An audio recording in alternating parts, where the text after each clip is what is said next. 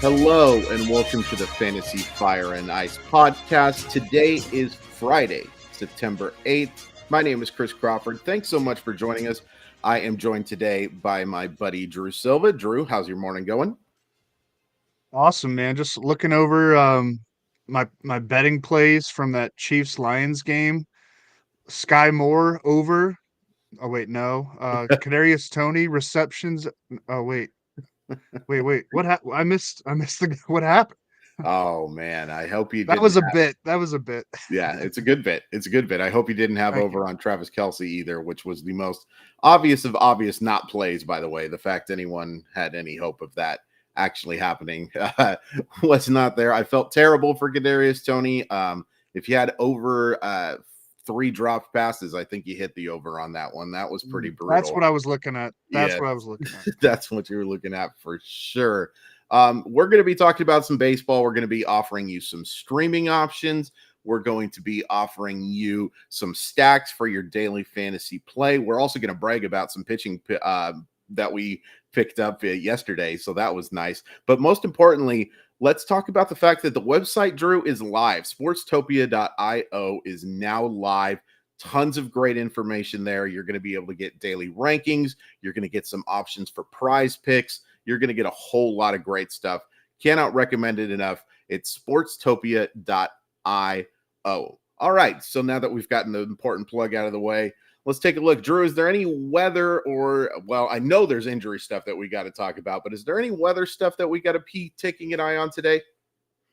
Yeah, not really actually. This first afternoon game at Wrigley Field. We love a Friday afternoon Wrigley Field game, but it looks like there's a chance of some kind of delay and I doubt a postponement. It looks like it's going to blow through, but like a 23% chance of rain at game time with a lot of wind. If they do get that one in, the balls could be actually the wind is blowing in, so the balls wouldn't be flying. A little bit of chance of rain at Dodgers at Nationals, Brewers at Yankees, but nothing like that really screams out postponement. I think we should be pretty safe to at least get these games all in on this full Friday slate, even if there is a delay or two across the board. Yeah, that's nice to hear. And of course, injury-wise, like I said, there's a lot going on here, but the biggest one here is you're going to have to keep an eye on Mookie Betts. Leaves on crutches. It does sound like they have avoided structural damage. It's initial x-rays coming back negative, but a guy who is in the MVP hunt and then some is somebody that you've got to make sure is actually in the lineup before you put in. And there's a bunch of other guys that we got to keep an eye on today.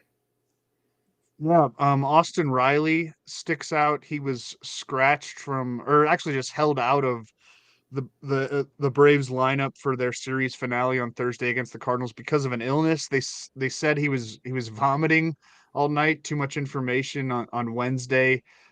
Manager Brian Snitker said it seemed like just kind of a 24-hour type of stomach bug. So there's a chance he could play in Friday's series opener at Pittsburgh, but that's something to keep an eye on. Alex Verdugo missed Wednesday's series finale against the Rays due to hamstring discomfort. It's unclear if he's going to be ready to go in Boston's big series opener against the Orioles on Friday. Keep an eye out on that. Tim Anderson of the White Sox was scratched from Wednesday's series finale against the Royals because of a stiff neck. We'll see if he gets back in action Friday at Detroit. Anderson also missed some time with a neck issue last month. Like I think he missed 2 games. It was right around the time of his suspension, which probably will hopefully helped him heal. But the fact that he's still dealing with it right now suggests that it's more than just a little day-to-day thing. Lane Thomas has that sore back that has been lingering, and an MRI showed only inflammation. But the fact that he was sent for an MRI suggests it was, he was in some significant discomfort. He's been one of the best hitters for the Nationals all year. So keep an eye out on that. DJ Stewart has been really good for the Mets, bringing a ton of power, but he missed the last 2 games with a back issue and would be questionable for Friday. Hunter Renfroe dealing with a hamstring issue now on the Reds, not the Angels. We'll see if he's in there for Cincinnati on Friday. And then Shohei Ohtani continues to be absent with an oblique issue as he decides what to do with his injured throwing elbow. He could be facing an early shutdown. I almost feel like he should just shut himself down. He's kind of making the calls right now with free agency looming. And then some other big news beyond Mookie Betts. Adolis Garcia, the Mm, Rangers' dynamic outfielder, was placed on the injured list Thursday with a strained patellar tendon, they're calling it, in his right knee. He's going in for some exams. They're not exactly sure how much time he's going to miss, but it sounds like it could be a pretty significant injury. Could be down for a while. Evan Carter getting the call to replace him. Carter had a really brief. He was just promoted to AAA like at the beginning of this month, yeah, but now rises all the way to the majors. A second round pick in 2020 out of a Tennessee high school. What are we thinking here? I already locked him in as one of my potential value plays, sure. because I think he's going to be relatively cheap, and I think he's going to get right in the lineup. There's some speed there. There's some pop there. Um, he hit at all levels of the minors. I don't think he would be up this year if they didn't suddenly lose Adolis Garcia, and the Rangers have dealt with a couple of other major injuries as well. Are you excited about Evan Carter? There's been a lot of these, man, guys jumping basically from double A right to the majors. Yeah, I'm probably more cautiously optimistic than super excited about it. I think my issue with Carter is going to be there's a lot of things he does well. I'm not sure there's anything he does great. So I don't know if you're looking at like a fantasy star, especially out of the gate. Like when you're talking about the 2080 scale, certainly a chance to hit for average 55 to 60, 55 to 60 power, probably closer to 55 in that regard, and maybe even 50 will provide some stolen bases. He's that type of guy who I think can do a little bit of everything, but these guys tend to be better real life players than fantasy players, right? These are the type of guys that, like, the guy who can hit 275 and give you 20 homers and 75 to 80 RBIs and 15 to 20 stolen bases. There's certainly value in that, but he's never your outfielder one or your outfielder two. That's more of the guy that you want as your outfielder three, maybe even a guy that you have on the bench and you're using as a matchup dependent type of guy. And especially early on, I do think there might be some struggles. There's no question about the talent. I do remember that a lot of people were wondering who the heck is this guy when he got drafted. There was very little information on him. Seemed like just kind of like a signing thing. Well, it looks like the Rangers knew what the heck they were talking about here, because he has quickly become one of the better outfield prospects in baseball. I do think he's a better real life guy than a fantasy guy, but there is certainly value in that. All right, let's take a look at some stacks. I think there's some pretty good ones this time, Drew. Yesterday we were kind of, by the way, good call on not stacking the Mariners when you were talking about not wanting to do that. It was an excellent play because the Mariners got all of one run. We'll talk about why that was enough in just 1 second. But today I think there is some excellent streaming options. Who are you looking to go through this week? Yeah, I like the Dodgers. Even I'm going to remove Mookie Betts from my stack, obviously. Sure. We'll call that they're playing at the Nationals on Friday after finishing up a series against the Marlins. We'll call this like my pay up stack. It's got some more expensive bats like Freddie Freeman, Will Mm-hmm. Smith, but I don't know. There's some value here too with Chris Taylor, Ahmed Rosario. The Dodgers rolled to a 10-0 victory in Thursday's series finale at Miami. I like them to keep it working in Friday's series opener at Washington. They're facing young left-hander Mackenzie Gore, who is generally taking a very positive step forward this season, but the Nationals are starting to closely monitor his workload. He's had a big innings jump this year. It's probably not going to be a very deep start, and their bullpen is one that you want to attack right now, Yeah. and really attack all year. We'll go righty heavy with our choices here. Freeman, Smith, Taylor, Rosario, I think gets a start as well. Mackenzie Gore's actually fared pretty well against righties this year on the whole, part of that encouraging development that I talked about, but he's prone to giving up hard contact to them. And this is a Dodgers lineup that is capable of a lot of hard contact, even though it's missing pieces. It's going to be without Mookie Betts, without JD Martinez. I think they roll into the nation's capital and take care of business this weekend to further build that runaway lead in the National League West standings.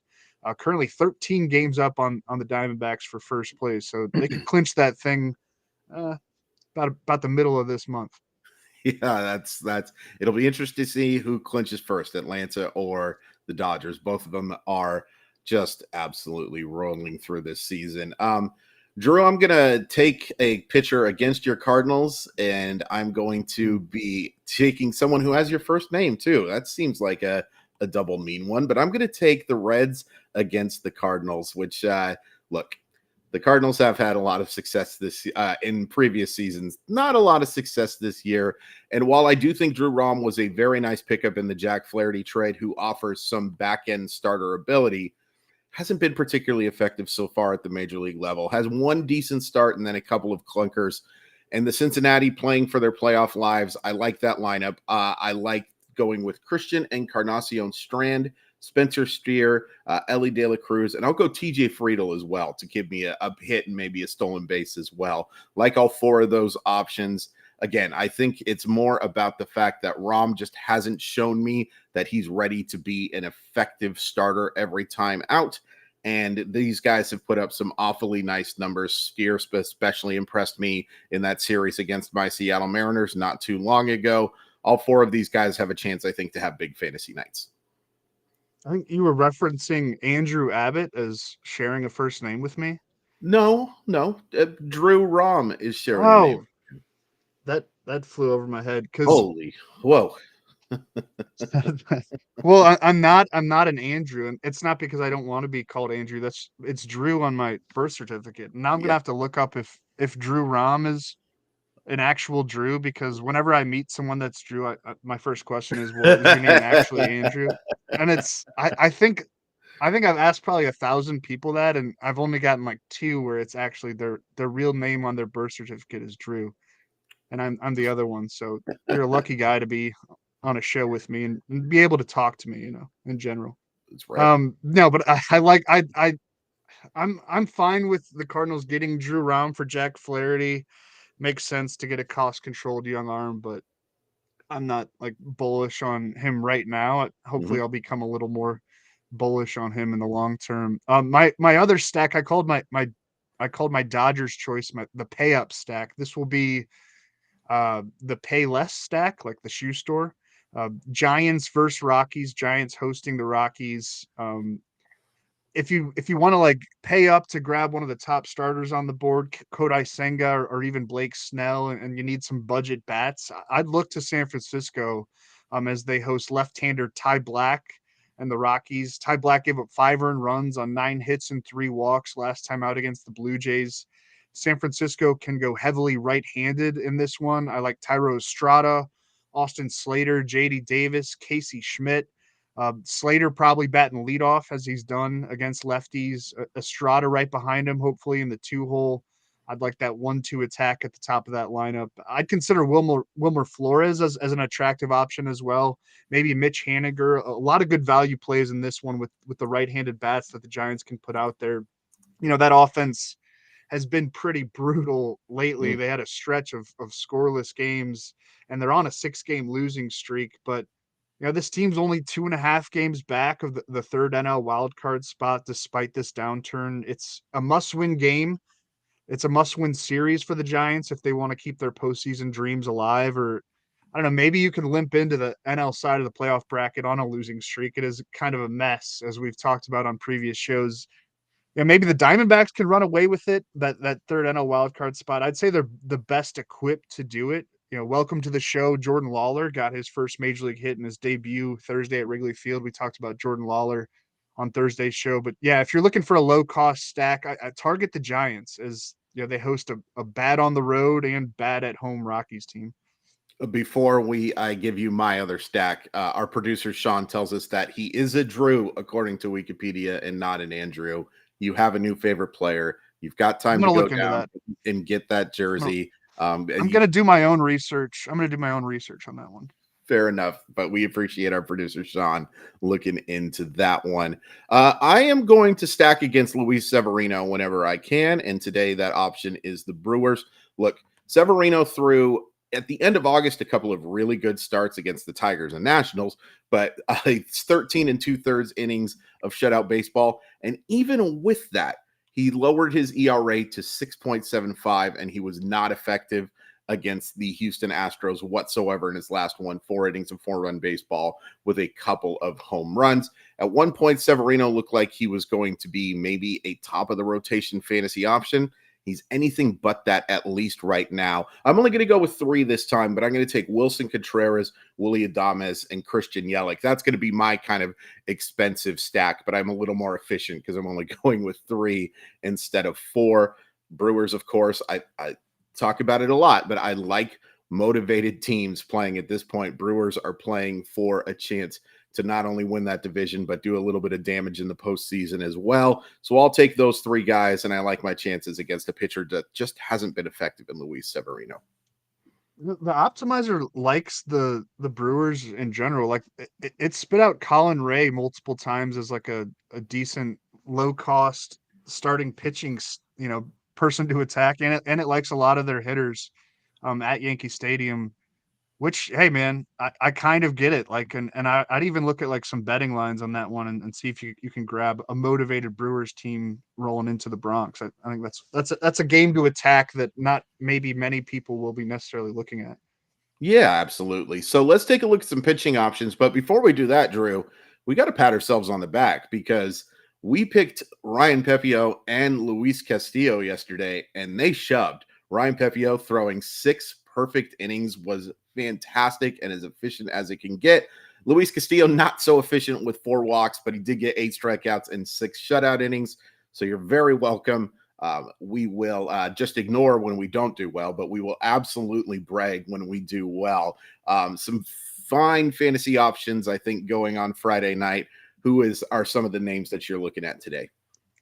Yeah, love a full slate. Really get to pick it out. Well, I guess we're ignoring the game at Wrigley Field, but in Yes. general, 14 games on the main slate for this Friday night. Mhm. Kodai Senga at the Twins. I mentioned earlier paying up for Senga. Like the optimizer loves him among the top pitching options on this slate, and you can see why.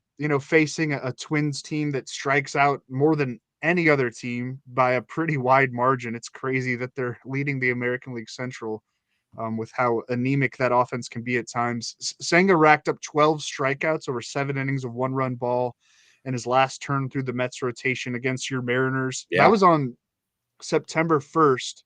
And he does usually get like a day of extra rest between starts. That's been happening more often than not this year, but he's on especially extra rest for this one. So I like that aspect. And the start before that outing against Seattle, he put up 10 strikeouts in 6 2/3 innings against the Angels. This has been a really good debut major league season for the 30-year-old out of Japan, who should command some NL Rookie of the Year love, even as Corbin Carroll gets the large majority of the votes, at least the first place votes. Senga's posted a 3.08 ERA with 176 strikeouts through his first 143 and a third big league innings. A lot has certainly gone wrong for the Mets this season, and they're going to have an interesting offseason, but that Yeah. 5-year, $75 million commitment to Senga seems like a smart and good thing in the short term and the long term. He has not faced the Twins yet, but I think he's going to have a fun time in doing so on Friday at Minnesota. Lots of swing and miss potential there, and man, he could really eat it up and just rack up fantasy scoring points. Yeah, I like that call a lot. Is he second, by the way, for Rookie of the Year at this point? Yeah, I would think so. Yeah. I'd have to really dig into it. We can include that on a show next week and break down the Rookie of the Year awards.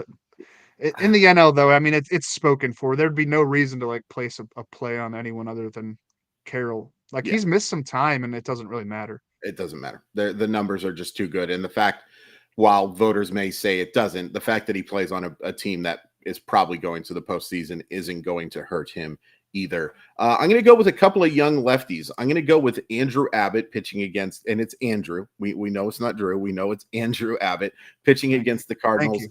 Had a couple of shaky starts at the end of August, but bounced back really nicely against the Cubs on Saturday. 6 1/3 innings of 1-run baseball with 5 strikeouts and 2 walks. August ERA of 6.08, which actually doesn't bother me that much. Like, get those struggles out of the way in August. I'm good with that. There's going to be some regression to the mean. And the fact that he's playing against a not very good St. Louis team right now gives him a chance to pick up that W, Give me 6 innings of 2-run baseball with around 6 or 7 strikeouts, and at a price that is not going to break your bank and gives you a chance to add either another really good starting pitcher or maybe a couple of fantasy quality guys at the top of the lineup.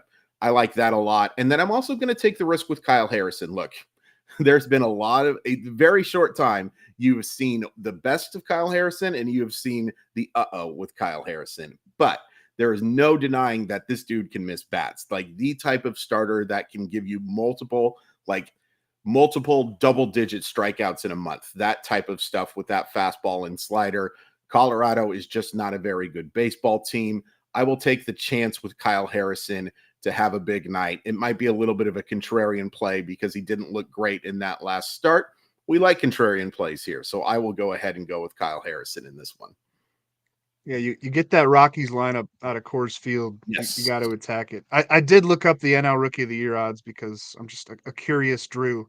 Yes. And Drew. Not a curious Andrew. That's right.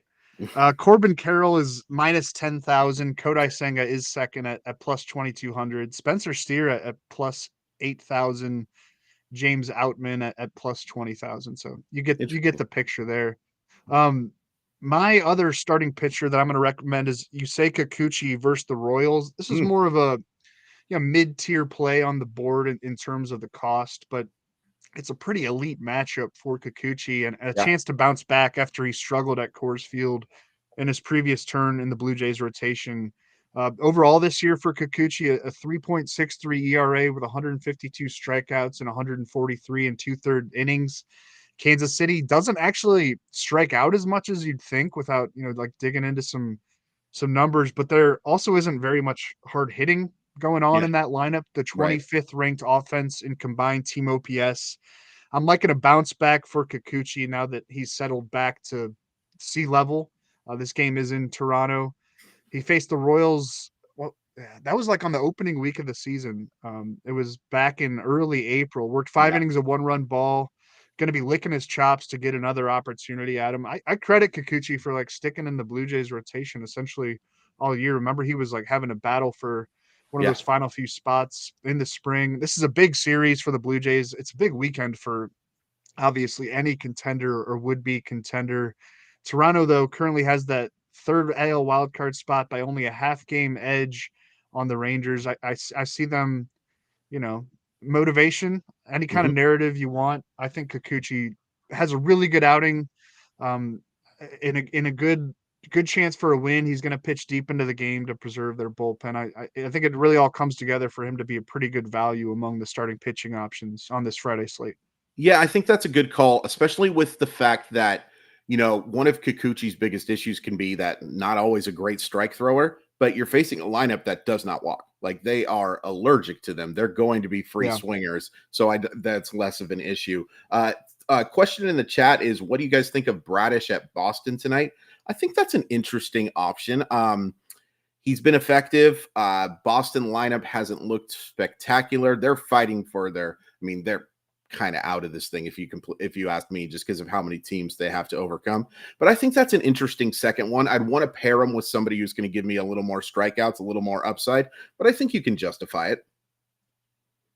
Yeah, I don't hate it as a second if you're playing in a two slate kind of form or two starter kind of format to pair him with a Kodai Senga or even Blake Snell. The optimizer kind of likes Blake Snell. It's a big cost to pay up for him, but he could win NL Cy Young, which is kind of crazy in a year that has just been awful for the Padres if they actually get a Cy Young Award winner out of this.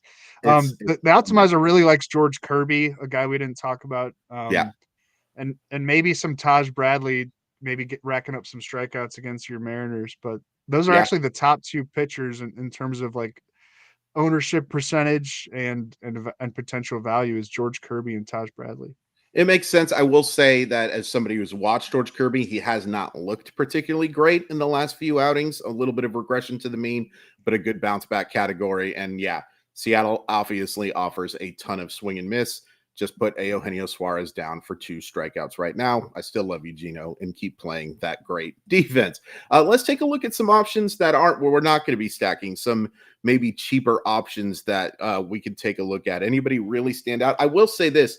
The one that immediately stood out as I'm looking at this on the Contrarian Optimizer, and make sure you use that promo code in the bottom to get a free trial of it. We cannot recommend this thing enough. It is so effective. It is so easy to use. Definitely go check that out. And again, a reminder that the Sportstopia.io website is live. I'm just going to promote the heck out of that every time I can because it is awesome stuff. But Brandon Drury, I like that option a lot as a right-handed bat going up against a southpaw tonight. I think that can be a really nice play. How about you, Drew? Anybody really stand out? Harrison Bader really sticks out. Revenge game, facing the Cardinals, facing a left-hander. For all of Bader's flaws, and there are a lot, but he still plays excellent defense in center field, and he rakes left-handed pitching. And the Reds have used him like in a direct platoon. He's gotten in the lineup against some righties with Hunter Renfroe being sidelined, and they have some other outfield injuries, but they're pretty much just playing him against left-handed pitching. And if you have the luxury to do that, I don't know if the Reds actually do, but it's the way to utilize Harrison Bader is like just facing lefties and as a defensive replacement. And he's really cheap. He could bat sort of high in the order in that one too. I mentioned Evan Carter earlier. If he does get into the lineup, and these teams have been aggressive with these like AA call-ups, and the Rangers need him. I think it's a safe bet that Evan Carter is going to start in his first major league game. Let's roll the dice there at a cheap price to fill an outfield spot. And yeah, I mean, baseball's hard, but over the last few weeks, like some of these September call-ups have fared pretty well in their first game. And maybe Evan Carter can do the same. Alejandro Kirk is relatively inexpensive at catcher, pressed into everyday action for the Blue Jays as Danny Jansen recovers from a fractured finger. Kirk's had a really disappointing season. I liked him a lot in season-long leagues. He has not come through, but he can run into some big hits against who's even starting for the Royals? Colin Snyder. So kind of a bullpen game. The optimizer likes a Blue Jays stack too. That's a decent route. Just go. You say Kikuchi and a bunch of Blue Jays hitters. I think you could be in pretty good shape. Really cheap outfield option, Ramon Laureano. If he gets into the Guardians lineup against the Angels, Laureano still offers a bit of power and speed. It's not as plentiful as it was in his prime, but there's scoring potential in his skill set, and the Guardians have kind of had to play him recently. Another inexpensive option if you need help covering some of those outfield spots. Yeah, I like that a lot. Brent Rooker also, I think, is an interesting option. A good chance to hit a homer tonight against Jordan Montgomery and the lefties. We're not recommending A's too often on the show, if we're being completely honest with you, but I do think that is an interesting play. One more time before we go, please go to sportstopia.io and check everything out. We've got a bunch of stuff already up there. We've got week 1 dynasty rankings or week 1 rankings for NFL stuff. There's dynasty stuff, I'm sure, as well. We're going to be having a ton of content. I'm going to be putting up a prize pick article looking at some overs and unders that'll be up shortly this afternoon. There's just a ton of great stuff. And a reminder, it is sportstopia.io is the way to check that out. Thanks everyone so much for joining us today. You can follow us on whatever they're calling that website now. I'm at Crawford_MILB. Drew is at Drew Silva. We really appreciate it. Have a great weekend. Good luck with all of your picks, and we will see you soon.